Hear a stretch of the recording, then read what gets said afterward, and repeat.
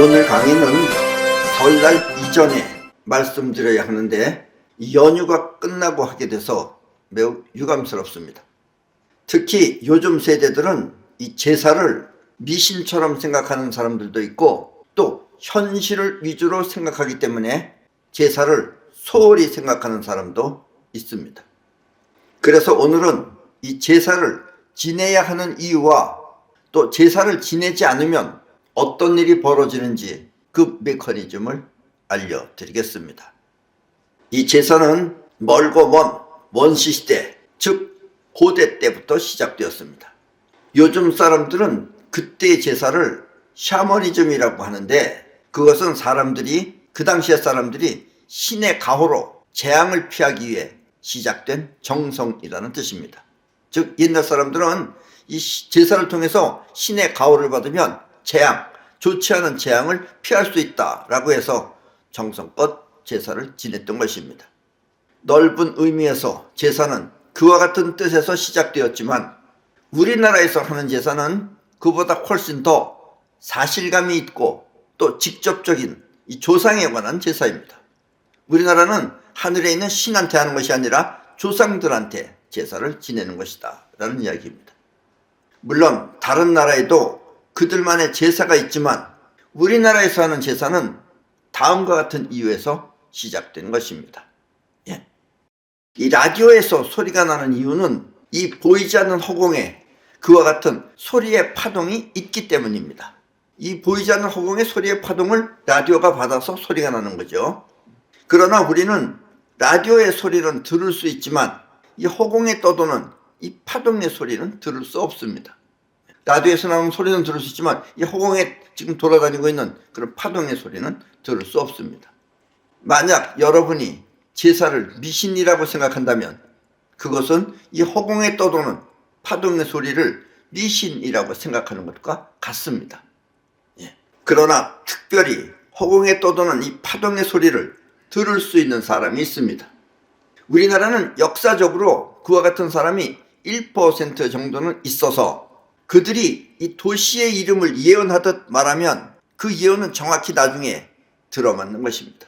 즉 우리나라 땅 중에는 지명이 옛날에 이 1%의 이 허공에 떠도는 소리를 들을 수 있는, 볼 수 있는 그런 능력 가지고 있는 사람들이 여기는 앞으로 어떨 것이다 하면서 땅의 지명을 말해놓으면 나중에 그 지명은 확실히 그렇다라는 것을 후대 사람들이 느낀다라는 이야기입니다. 이렇게 보이지 않는 허공을 보거나 또 들을 수 있는 능력을 기감이라고 하며, 기감은 육체의 오감, 즉 눈, 코, 귀, 입, 그 다음에 피부, 이 오감이 아닌 기운으로 느끼는 감각이란 뜻입니다. 이렇게 기감을 통해서 이 보이지 않는 세계를 보거나 들을 수 있다라는 이야기입니다. 그 능력을 기감이라고 합니다. 결혼을 해서 자식을 낳으면 그 부모의 심정은 항상 자식의 안위를 걱정하게 됩니다.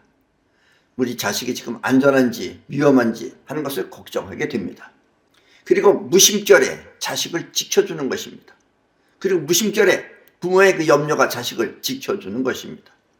라디오는 망가져 소리를 낼 수 없어도 허공에 떠도는 이 파동의 소리는 보이지 않는 세계에 영원히 존재하듯 몸은 늙어 이 세상을 떠나도 자식을 위하는 부모의 심정은 그대로 허공에 남아있는 것입니다. 쉽게 말하면 부모의 영혼은 허공에 남아서 이 자식들을 계속해서 보살핀다라는 이야기입니다. 이렇게 부모가 자식을 보살피는 마음을 내리사랑이라고 합니다. 지금 돌아가신 여러분의 부모나 조상은 내리사랑을 통해 여러분을 보살피고 있는 것입니다. 아셨습니까? 부모는 죽어서도 자식에 대한 걱정을 계속 끊임없이 하고 자식이 잘 되고 무사할 수 있도록 항상 보살핀다라는 이야기입니다. 그러나 이 돌아가신 부모의 보살핌을 받을 수 있는 길이 있습니다. 부모의 보살핌을 받을 수 있는 길이 따로 있는 거예요. 덮어놓고 보살핀다고 해서 다 보살핌을 받는 건 아니다 이런 얘기입니다. 그것은 부모가 자식을 사랑하듯 진심으로 부모한테 감사하는 마음입니다. 여러분들이 평소에 부모가 나를 낳아줬다는 걸 감사하게 생각하는 그 마음을 가지고 있어야 된다라는 이야기입니다. 부모의 내리사랑은 이렇게 자식의 감사 상태와 만나, 감사하는 그 감사 상태와 만나 교류가 되는 것입니다. 그래서 우리들의 선조는 그 감사함을 위해 제사상을 정성껏 잘 차리라고 한 것입니다. 처음에는 물론 가진 것이 없을 때는 하다못해 물 한 그릇이라도 떠놓고 하지만, 그러나 부모를 정성껏 내가 감사하게 생각하는 마음이 강하면은 내가 잘 차려야지 하면서 결국은 끝내는 잘 차려진다라는 이야기예요. 제사상은 이렇게 잘 차릴수록 그 자식이 잘 되는 것입니다. 예. 그 제사상을 잘 차린다 그러면 결국 그 자식이 잘 됐기 때문에 잘 차릴 수 있는 거죠. 그래서 자식이 잘 되는 것입니다. 우리 조상이 이 상차림을 말한 이유가 바로 이것입니다. 그래서 제사상을 잘 차리라고 한 것입니다. 물론 남의 걸 훔쳐다가 차리는 게 아니죠. 본인이 잘 차릴 수 있게끔 그렇게 성공하라는 이야기입니다. 그리고 부모는 그 성공을 또 옆에서 지켜보면서 도와준다라는 이야기입니다. 부모에 대한 감사함이 부모의 영혼과 교류를 하고, 또 부모를 위해 제사상을 잘 차리면 부모는 그 자식이 잘 되도록 도와주는 것입니다.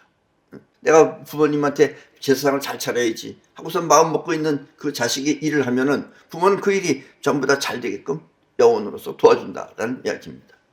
그리고 부모는 항상 자식을 돌보듯이 자식이 무사하게 잘 살 수 있도록 그 안녕을 지켜주는 것입니다.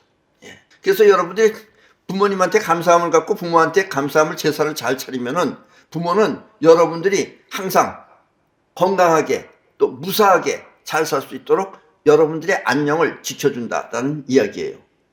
이 말은 잘 지내는 집안은 별 탈 없이 건강하게 오래오래 잘 산다는 뜻입니다. 예. 이 제사를 잘 안 지내면 여러 가지 일이 벌어져요. 이상한 병도 걸리고 또 사고도 나고. 그러나 여러분들이 부모들한테 제사를 잘 지내면 그와 같은 일이 없다라는 이야기입니다. 아셨습니까? 이건 아주 중요한 겁니다. 교통사고나 뜻밖의 재난을 당하는 이유는 이와 같이 부모님의 보살핌을 받지 못해 생기는 것입니다. 그걸 지켜주는 영혼, 지켜주는 영혼이 바로 여러분들의 조상이다라는 이야기예요. 부모님이다라는 이야기입니다. 돌아가신 부모님이 여러분들을 잘 보살펴준다라는 이야기입니다. 그래서 이 라디오의 원리를 알고 있던 고대인들은 라디오가 눈에 보이지 않는 파동의 소리를 받듯이 고대인들은 돌아가신 조상이 우리를 도와준다라는 것을, 보살펴준다라는 것을 알고 있던 그 고대인들은 이 샤머니즘을 통해 인간의 재앙을 물리쳤던 것입니다. 예. 그러니까 좋지 않은 교통사고나 뜻밖의 재난 이런 것을 물리쳤다는 이야기예요. 결코 미신이 아닌 통찰력이었던 것입니다. 예. 그래서 옛날에 고대 때부터 우리 사람들은 우리의 안녕을 지켜주기 위해서는 바로 이 보이지 않는 허공 같은 그런 영계에 있는 우리 조상들과 어떤 연결이 되어야 한다라는 것을 옛날에 고대인들도 알고 있었다라는 이야기입니다. 부모와 자식은 이 세상에서 가장 가까운 사이입니다. 무언가 항상 서로 느끼는 기감이 작용하는 관계입니다. 그래서 멀리 떨어져 있는 부모가 자식한테 무슨 사고가 나면은 꿈에서부터 잠자다가 그걸 깹니다. 꿈 꾸고. 그런 일이 전부 다 이렇게 기감을 통해서 서로 느끼는 작용이다라는 이야기입니다. 때문에 부모는 여러분이 제삿날 회사에 일이 있거나 오늘 제사를 지내야 돼. 근데 회사에 가야 돼. 그러면 어쩔 수 없어요. 그럴 때는 가도 됩니다. 이렇게 회사에 일이 있거나 또 몸이 아파서 참석 못하면, 몸이 아파서 뭐 큰 집에 제사를 하러 가야 되는데 갈 수 없으면 그건 역시 사정을 이해해 줍니다. 예. 서로 통하면 그게 이해가 되는 거예요. 그럴 때는 마음속으로 부모님께 죄송하다는 생각을 하면 됩니다. 예. 이 감사한 마음 상태에서 부모님한테 죄송하다고 생각하면 됩니다. 비록 차린 상 앞에 가진 못해도 이 감사함을 통해 사죄하면, 부모에 대한 고마움을 갖고 사죄하면 그것이 바로 소통인 것입니다. 아셨습니까? 어떤 사람은 이 종교를 내세워서, 종교가 제사 지내지 말라 그런다 이거예요. 종교를 내세워서 제사를 안 지내는 사람도 있는데, 그렇게 되면 그것은 부모와의 인연을 끊어버리는 겁니다. 포기한 거예요. 아셨습니까? 종교는 그렇다 하더라도 부모한테 제사를 안 지내면 그것은 부모와의 인연을 끊어버린 겁니다. 포기한 겁니다. 한마디로 부모에 대한 감사함이 없다는 뜻입니다. 예. 종교는 그렇다 하더라도 부모에 대한 감사함이 있으면 제사를 지내야 된다는 얘기예요. 그러니까 감사함이 없기 때문에 그런 것도 끊을 수 있다는 이야기입니다. 그래서 이런 사람은 부모의 보살핌을 받지 못합니다. 종교는 가지고 있는데 그 사람은 교통사고도 나고 암도 걸리고 일찍 죽는다라는 이야기예요. 두고 보세요. 반드시 그렇습니다. 종교적으로는 어떤 혜택이 있는지 몰라도 부모가 보살피는 그 안녕과 또 부모가 오래 살게 하는 그 수명은 보장받지 못하는 것입니다. 또 이 직접적인 피부치가 아닌 사람, 무슨 얘기냐면 결혼을 했어요. 남자가 결혼을 했으면 부인이 있을 거 아니에요. 아내가. 그 아내가 즉 쉽게 말하면 부모한테는 며느리가 되는 거죠. 그러니까 직접적인 피부치가 아닌 사람이라도 결혼을 해서 그 집안 사람이 되면 마찬가지로 감사함을 갖고 제사에 참석해야 합니다. 그 시집 제사에 참석을 해야 돼요. 이때의 감사함 가져야죠. 왜냐면 남편의 어머니나 아버지나 또 우리 어머니나 아버지나 그 부모에 대한 감사함을 갖고선 참석을 해야 된다는 이야기예요. 이때 감사함은 그 부모에게 직접 전달되기 때문입니다. 그렇게 감사함을 가지면 그 감사함은 자기의 원래 부모한테도 전달이 된다라는 이야기예요. 그렇게 되면 쉽게 말하면 그 본인의 부모도 그 광경을 보면 흐뭇하게 생각한다라는 이야기입니다.